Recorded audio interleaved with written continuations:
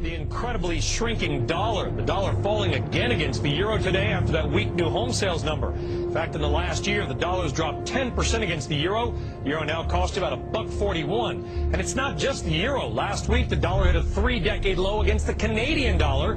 This morning, the greenback hit a record low against a basket of 6 major currencies. As tracked by the New York Board of Trade, we're talking about the dollar index.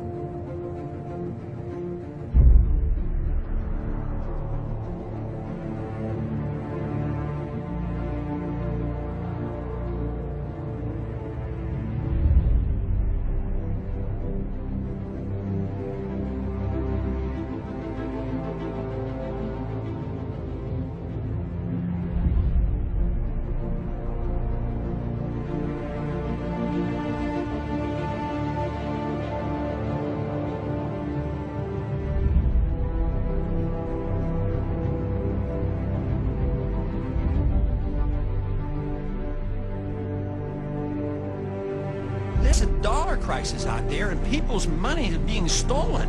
People who have saved, they're being robbed. I mean, if you have a devaluation of the dollar at 10%, people have been robbed of 10%. But how can you pursue this policy without addressing the subject that somebody's losing their wealth because of a weaker dollar, and it's going to lead to higher interest rates and a weaker economy?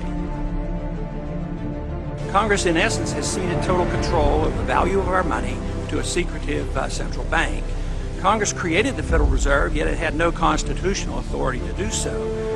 But all these actions directed by the Federal Reserve alter the purchasing power of our money. And that purchasing power is always reduced. The dollar today is worth only 4 cents compared to the dollar that the Federal Reserve started with in 1913. I find myself increasingly in a place mentally that I just don't want to be. But the more you learn and the more you look at history, this weekend I was reading about the crash of 1907 and how that thing was controlled and what came out of that and came to the Fed. I mean, we're repeating the same mistake, and it was always to give these private individuals control, almost a fourth branch of government or a separate tree of our economic system. How do we untangle ourselves from this? Well, there is no more ominous power than to give this authority to a secret bank to create money out of thin air. And it works as long as people trust the money. But if the money has no backing to it and it's not convertible into anything, it eventually ends. And this is what we're witnessing, the beginning of the end of the dollar hegemony. It is going to end because the world is starting to reject it. But listen to what John Williams says, and he makes these predictions to Fortune 500 companies and hedge funds around the country. This is the guy who gets paid for his advice, and we're lucky enough to get him on CNN. Where are we going?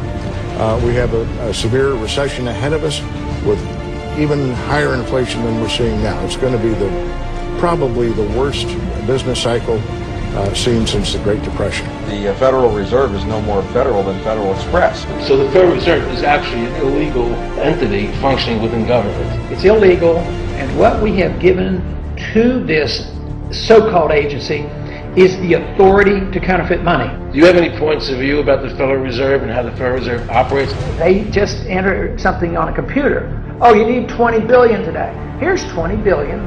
But they got that out of thin air. It came out of thin air.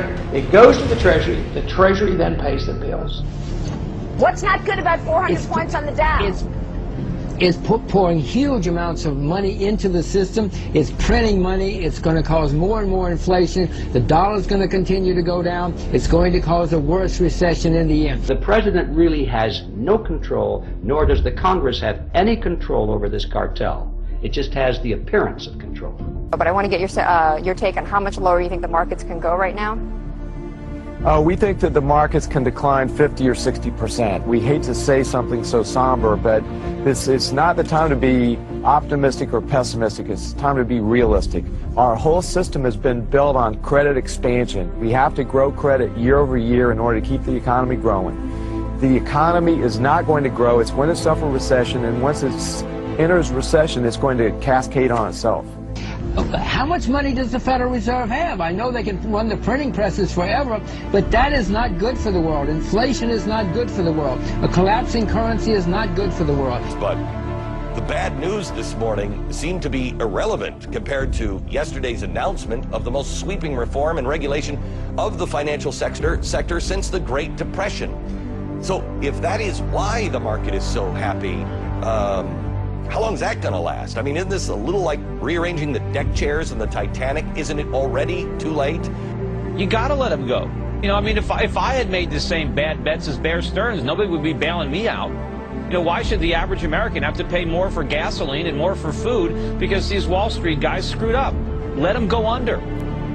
This is the reality of the crisis in the U.S. economy. People who used to own their own homes are living hand to mouth on land once occupied by those less fortunate. OPEC says the reason for $105 or $106 a barrel oil is the falling value of the dollar, and you won't address that issue. Where do we go to find out who's right? Wendell, I'm under strict instructions and have been from the beginning to not talk about the dollar, and I'm not going to get fired to satisfy your question. But I will ask you this. What would be the first two things you would do if you were in Mr. Bernanke's seat tomorrow morning? I would abolish the Federal Reserve and I would resign.